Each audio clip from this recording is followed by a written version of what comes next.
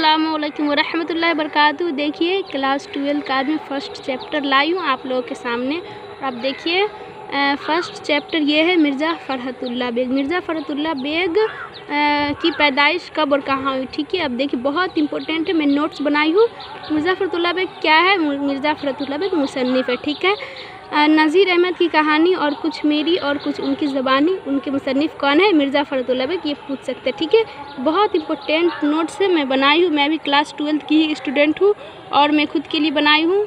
देखिए कितना प्यारा नोट्स है, इसी में से सवाल आएगा और इसमें से एक भी इधर से उधर नहीं जाएगा, इसी में से सवाल आएगा।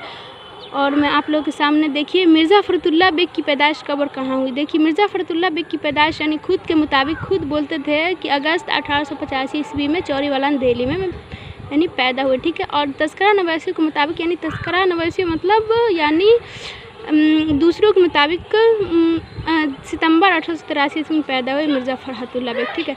उनके वालिद का नाम देखिए, उनके वालिद का नाम मिर्ज़ा हशमतुल्लाह बेग था, मिर्ज़ा हशमतुल्लाह बेग था, ठीक है।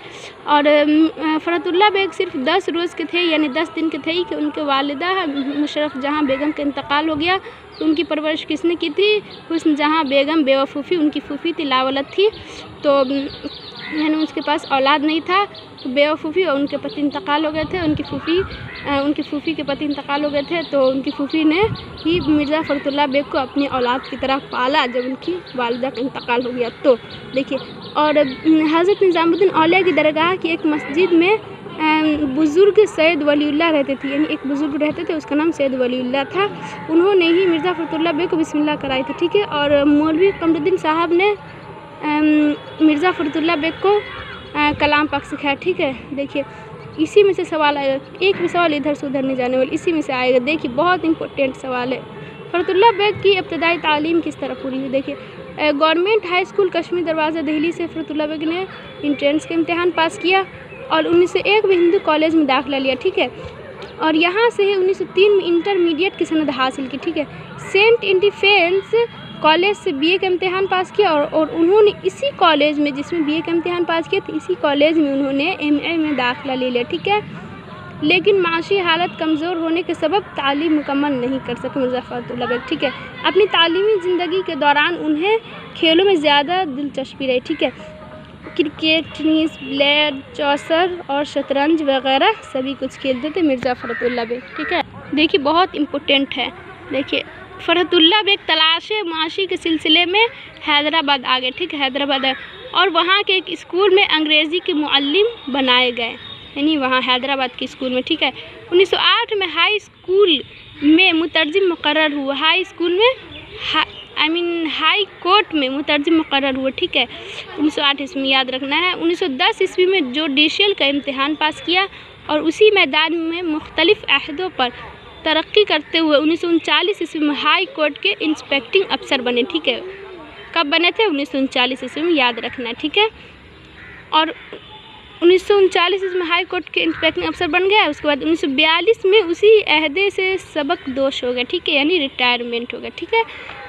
और देखिए मिर्ज़ा फ़रहतुल्लाह बेग की शादी अगस्त 1908 ईस्वी में उनके चचा साजिद बेग की लड़की नसीमा सुल्ताना से हुई, ठीक है। कब हुई थी? अगस्त 1908 में, याद रखना है। और किसकी बेटी से हुई थी? अपने चाचा की बेटी साजिद बेग की बेटी से हुई थी, ठीक है।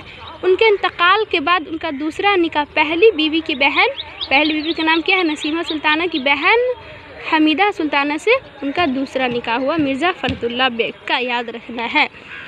और देखिए मिर्ज़ा फ़रहतुल्लाह बेग का इंतकाल कब हुआ। देखिए इंतकाल 27 अप्रैल 1947 ईस्वी को बाआर्ज़ क़लब हुआ, ठीक है। ठकी जेल के करीबी कब्रिस्तान सराय इलाही चवन में सपुर्द खाक हुई, यानी उसी में मिल गए मिट्टी में, ठीक है। उनके मज़ामीन फ़रहत के नाम से 7 जिल्दों में शाये हुए, ठीक है। ये खाका यानी खाका लिखे थे, ठीक है। और ये खाका पहली बार अंजुमन तरक्की उर्दू हिंद के रिसाले उर्दू के शुमारा जुलाई 1927 में तबाह हुआ, ठीक है, तबाह होता। उनकी डिग्री किताब थोड़ा देख लेते हैं, इधर बहुत इंपॉर्टेंट है। उनकी डिग्री किताबें